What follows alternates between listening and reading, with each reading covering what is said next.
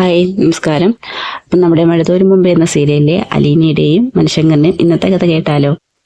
അങ്ങനെ നമ്മുടെ ഹരിശങ്കർ ബബിതയുടെ കള്ളത്തരങ്ങളെല്ലാം മനസ്സിലാക്കിയിരിക്കുകയാണ്.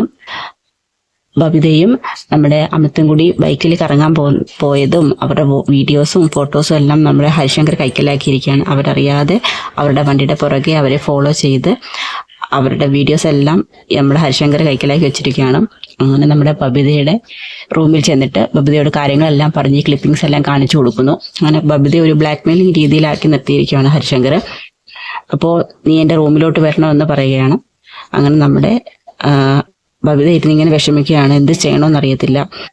കാരണം ഹരിശങ്കർ അവരെ അമിത്തിനെയും ബബിതയും ഫോളോ ചെയ്യുമെന്നോ വീഡിയോസും ഫോട്ടോസും എല്ലാം കൈക്കലാക്കുന്നൊന്നും നമ്മുടെ ബബിത അറിഞ്ഞ കാര്യം പോലും അല്ല. ബബിത ഇരുന്നിങ്ങനെ ടെൻഷൻ അടിക്കുകയാണ്. എന്ത് ചെയ്യും? ആരോടെങ്കിലും എന്തെങ്കിലും പറയാൻ പറ്റുമോ? അച്ഛനോടോ അങ്കിൾമാരോടോ ആരോടോ സത്യമൊന്നും പറയാൻ പറ്റത്തില്ല. ഹരിയേട്ടൻ്റെ കയ്യിൽ വീഡിയോസ് ഉള്ള കാലം വരെ ഞാൻ ഹരിയേട്ടൻ പറയുന്നില്ല, അനുസരിക്കേണ്ടി വരും. അപ്പം വരായികളൊന്നും അറിയാതെ നമ്മുടെ ബബിത ചെന്ന് പെട്ടൊരബദ്ധത്തിലാണ്. അപ്പോൾ ഒരു ഫ്രണ്ട്ഷിപ്പ് എന്നതിലുപരി അവരുടെ റിലേഷൻ തെറ്റായ രീതിയിലോട്ട് വളർന്നതിൻ്റെ കൊണ്ട് ആ അവസരം നമ്മുടെ ഹരി മാക്സിമം ഉപയോഗിക്കുമെന്ന് ബബിതയ്ക്ക് അറിയാം. നമ്മുടെ ബബിത വളരെ വിഷമിച്ച് പേടിച്ചിങ്ങനെ ഇരിക്കുകയാണ്. മുറിയിലോട്ട് ചെല്ലാൻ പറഞ്ഞു. എന്തായിരിക്കും ഹരിശങ്കർ ആവശ്യപ്പെടുന്നതെന്നൊന്നും അറിയത്തില്ല. അപ്പം നമ്മുടെ ബബിത പറയുന്നുണ്ട് സ്വർണവും പണവും എന്തുകൊണ്ടാലും കൊടുക്കാന്നൊക്കെ പറയും. പക്ഷേ ഹരിശങ്കർ ഉദ്ദേശം എന്താണെന്ന് ബബിതയ്ക്ക് അറിയത്തില്ല. അതിനുശേഷം നമ്മുടെ കമല ആൻറ്റി ഹാളിലോട്ട് വരികയാണ്. അങ്ങനെ നമ്മുടെ ശിവശങ്കറിൻ്റെ അടുത്ത് പറയുന്നു, നമ്മൾ ബബിതയും രോഹിതിനെയും ഇവിടെ കൊണ്ടുവന്നിട്ട് കുറച്ച് ദിവസം ആയില്ലയോ, അപ്പം നമുക്ക് തിരിച്ചവരെ കടപ്പാടിലോട്ട് കൊണ്ടുപോകണമെന്നൊക്കെ പറയുന്നു. നമ്മൾ എന്തിനാ വെറുതെ അവരെ ഇവിടെ നിർത്തി ചെലവിന് കൊടുക്കുന്നത്? പിന്നെ ഇവിടെ നിന്ന് എന്തെങ്കിലും സംഭവിച്ചു കഴിഞ്ഞാൽ നമ്മൾ അതിന് ഉത്തരവാദിത്തം പറയണം. അതുകൊണ്ട് തിരിച്ചവരെ അങ്ങോട്ട് കൊണ്ടുവരണമെന്ന് പറയുന്നു. അപ്പോൾ അതിനകത്ത് എന്തോ ഒരു ചെറിയ കാര്യമുണ്ടെന്ന് നമ്മുടെ ശിവശങ്കറിന് മനസ്സിലാവുന്നു. അങ്ങനെ നമ്മുടെ രാജീവനെയും കൂടി അങ്ങോട്ട് വിളിക്കുകയാണ്. രാജീവനും പറയുന്നു, അത് ശരിയാ ശിവേട്ട, നമ്മൾ ഇപ്പോഴത്തെ ഒരു അവസ്ഥയിൽ നമ്മൾ ബാലചന്ദ്രനെ കയ്യിൽ തന്നെ കുട്ടികളെ ഏൽപ്പിക്കുന്നതാണ് നല്ലത്. ഇവിടെ നിന്ന് എന്തെങ്കിലും അവർക്ക് സംഭവിച്ചു പോയി കഴിഞ്ഞാൽ ശിവേട്ടനാവും അതിൻ്റെ കുറ്റം. അപ്പം കമലയും പറഞ്ഞു, ശിവേട്ടനല്ലേ വലിയ അധികാരം കാണിച്ചു പോയി അവരെ കൂട്ടിക്കൊണ്ട് വന്നത്.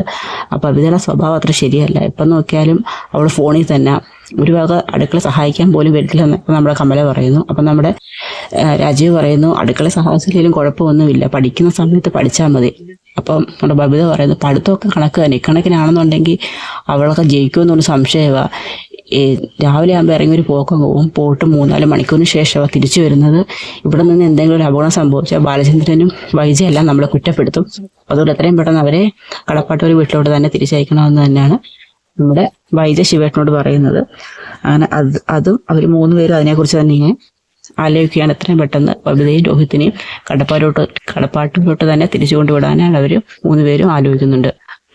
പിന്നെ നമ്മുടെ അലീന ഹോസ്പിറ്റലിൽ വൈജയുടെ ബൈസ്റ്റാൻഡായിട്ട് നിൽക്കുമായിരുന്നല്ലോ. അപ്പം വൈജയന്തിക്ക് ഒട്ടും ഇഷ്ടമല്ല അലീന ബൈസ്റ്റാൻഡായിട്ട് നിൽക്കുന്നത്. എങ്കിലും സഹായത്തിന് വേറെ ആരുമില്ല, എപ്പോഴും സുനന്ദേനെയാണ് നിൽക്കുന്നത് എങ്ങനെയാണെന്ന് കരുതി വൈജയന്തിക്ക് ഇഷ്ടമില്ലാതിരുന്നിട്ടും സ്വന്തം അമ്മയെ പരിചരിക്കുകയാണല്ലോ എന്നുള്ള ഇഷ്ടത്തോടു കൂടി തന്നെ നമ്മുടെ അലീന അവിടെ നിന്ന് നമ്മുടെ വൈജയന്തി പരിചരിക്കുകയാണ്. അതിനുശേഷം വൈകുന്നേരം തിരിച്ച് കടപ്പാട്ടൂർ വീട്ടിലോട്ട് ചെല്ലുന്നുണ്ട്. അപ്പം നമ്മുടെ കൃഷ്ണമ്പോൾ ഓടി വന്ന് ചോദിക്കുന്നു, അലീന ചേച്ചി അമ്മയെ കാണാൻ പോയിട്ട് അമ്മ എന്തു പറഞ്ഞു, സംസാരിച്ചോ?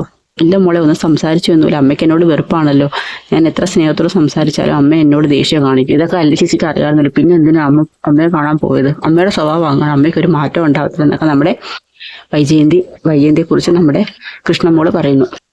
അലീന പറയാണ്, അമ്മ എന്നോട് എന്ത് ചെയ്താലും എനിക്ക് അമ്മയുടെ ഒരു ദേഷ്യവും ഇല്ല, അമ്മയെ നോക്കേണ്ട ഉത്തരവാദിത്വം എനിക്കുണ്ടല്ലോ, അതുകൊണ്ട് ഞാൻ അമ്മയെ നോക്കും എന്നൊക്കെ പറയുവാണ്. അപ്പം നമ്മുടെ ബാലേന്ദ്രൻ അങ്ങോട്ട് കടന്നു വരികയാണ്. അപ്പോൾ ബാലേന്ദ്രൻ പറഞ്ഞു, നീ നോക്കുമെന്നറിയാം, നീ എത്ര കിട്ടിയാലും നീ പഠിക്കത്തില്ല, നിനക്ക് ഇപ്പോഴും അവളോട് സ്നേഹവും ഇഷ്ടവും തന്നെ, കിടന്ന കിടപ്പില്ല മലമൂത്ര വിസർജനം പോലും നടത്തുന്നത്, എന്നിരുന്നാലും അവൾക്ക് ഇപ്പോഴും വാശിയും വൈരാഗ്യം തന്നെയാണ്. അതുകൊണ്ട് ഞാനിനി ഒന്നും പറയുന്നില്ല, അവളുടെ ഇഷ്ടം എന്താണെന്ന് വെച്ചാൽ അതുപോലെ നടക്കട്ടെ എന്ന് പറഞ്ഞുകൊണ്ട് നമ്മുടെ ബാലേന്ദ്രൻ സംസാരിക്കുകയാണ്. അങ്ങനെ അതിനുശേഷം നമ്മുടെ ബബിത റൂമിലിരുന്ന് ഇങ്ങനെ കരയുകയാണ്. അപ്പം നമ്മുടെ കമലാൻറ്റി ചെന്നിട്ട് നമ്മുടെ ബബിതയെ ഫുഡ് കഴിക്കാൻ വിളിക്കുന്നുണ്ട്. അപ്പോൾ ബബിത പറഞ്ഞു ഇപ്പം വേണ്ട എന്ന് പറഞ്ഞു, നിർബന്ധിച്ചിട്ട് അവൾ വരുന്നില്ല. അങ്ങനെ കമലാൻറ്റി അങ്ങ് തിരിച്ചു പോവുകയാണ്.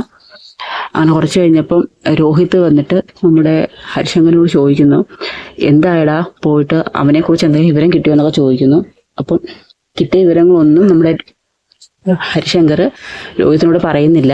പറഞ്ഞു കഴിഞ്ഞാൽ ഇയാളുടെ ഒരു പ്ലാൻ നടക്കത്തില്ലല്ലോ. ഇപ്പം ഇല്ലടാ പ്രത്യേകിച്ച് വിവരങ്ങളൊന്നും കിട്ടിയില്ല, എത്രയും പെട്ടെന്ന് അവളുടെ കള്ളത്തരം നമുക്ക് കണ്ടുപിടിക്കണമെന്ന് രോഹിത് നമ്മുടെ ഹരിശങ്കറിനോട് പറയുകയാണ്. ആ ശരിയെന്ന് പറഞ്ഞു. അങ്ങനെ ഹരിശങ്കർ റൂമിൽ ഇങ്ങനെ ഇരിക്കുകയാണ്. അപ്പം ഹരിശങ്കർ അവള് വന്നാൽ അവളുടെ അടുത്ത് എന്തോ പറയേണ്ടത്. എന്തായാലും മാക്സിമം അവളെ എനിക്ക് ഉപയോഗിക്കണം, കാരണം മാക്സിമം അവളെ മിസ്യൂസ് ചെയ്യണം.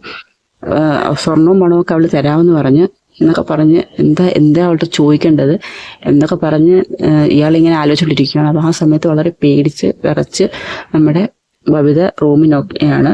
അപ്പോൾ ചോദിക്കും, കയറി വരാൻ പറയും. അങ്ങനെ ഹരിശങ്കർ റൂം കുറ്റിയിടുന്നു. അപ്പോൾ ബബിത ഭയങ്കരമായിട്ട് പേടിച്ച് നിൽക്കുകയാണ്. എന്തായിരിക്കും ഹരിയുടെ ഒരു മോട്ടീവ് എന്ന് അറിയാനായിട്ട് ഇങ്ങനെ പേടിച്ച് നിൽക്കുകയാണ്.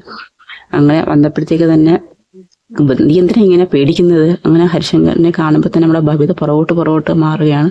നീ എന്തിനാ എന്നോട് കാണുമ്പോൾ ഇങ്ങനെ പേടിക്കുന്നത്? നിനക്ക് അവൻ്റെ കൂടെ കറങ്ങി നടക്കാനും അവൻ്റെ കൂടെ പോയി ഇരിക്കാനും കിടക്കാനും ഒക്കെ പറ്റുമായിരുന്നല്ലോ എന്ന്. ഇവിടെ നിനക്ക് എന്നെ കാണുമ്പോൾ എന്താ ഒരു മാറ്റം? അപ്പം എന്താ ഹരിയേട്ടൻ്റെ ഉദ്ദേശം എന്ന് ചോദിക്കും. അത് നിനക്ക് അറിയത്തില്ലേ എന്ന് ചോദിക്കും. ഞാൻ ഹരിയേട്ടൻ സ്വർണവും പണം എന്തും തരാമെന്ന് പറഞ്ഞില്ലേ, സ്വർണവും പണവും മാത്രം പോരെനിക്ക് എന്നിങ്ങനെ പറയും. അപ്പോഴത്തേക്ക് ഇങ്ങനെ നമ്മുടെ ബബിത ഭയങ്കര പേടിയോടുകൂടി ഇങ്ങനെ ഹരിശങ്കറിനെ നോക്കുകയാണ്. അപ്പം ഹരിശങ്കറിന്റെ ലക്ഷ്യം അത്ര നല്ലതല്ലെന്ന് അയാളുടെ സംസാരത്തിൽ നിന്ന് തന്നെ നമുക്ക് മനസ്സിലാവുന്നുണ്ട്. അപ്പം അവിടെ കൊണ്ട് നമ്മുടെ ഇന്നത്തെ കഥ അവസാനിക്കുകയാണ്. അപ്പം ബാക്കി വരുന്ന ഹരിശങ്കറിന്റെയും നമ്മുടെ ബബിതയുടെയൊക്കെ പിന്നത്തുള്ള രംഗങ്ങൾ നമുക്ക് അടുത്ത എപ്പിസോഡിൽ പറയാം. അപ്പോൾ ഓക്കെ.